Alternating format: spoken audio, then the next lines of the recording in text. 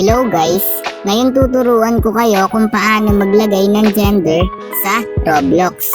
Una, pindutin ang ating Roblox application.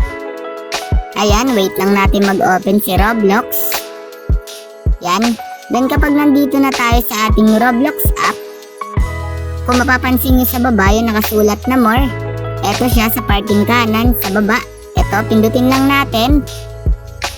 Ayan, then kapag napindot na natin yung more, andito na tayo. Ang gagawin lang natin is, i-scroll down lang natin pababa. Yan, scroll down lang natin. Then kapag na-scroll down na natin, mababasa nyo yung nakasulat na settings. Eto siya. Pindutin lang natin yung settings. Eto. Then ayan, kapag napindot na natin yung settings, mapupunta na tayo dito. Then mababasa nyo naman dito yung nakasulat na account info.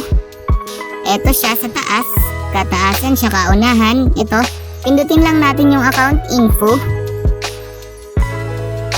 Yan. Wait lang natin mag-loading. Then, ayan, kapag napindot nyo na yung account info, mapupunta na tayo dito. So, ang gagawin lang natin, scroll down lang natin.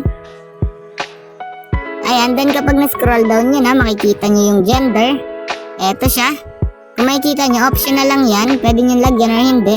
Pero may nakalagay na dito sa akin. Female ang aking gender. Gagawin ko is babaguhin ko lang. Pipindutin ko lang to. Yan. Then kapag napindot nyo na, okay na. Kung makikita nyo sa taas, nagsulat, save successfully. Kung mapapansin nyo na bago na ang ating gender, nalagyan na rin natin ng gender. Ayun, ganun lang naman kadali maglagay o magpalit ng gender dito sa Roblox. Ayun lang, thanks for watching.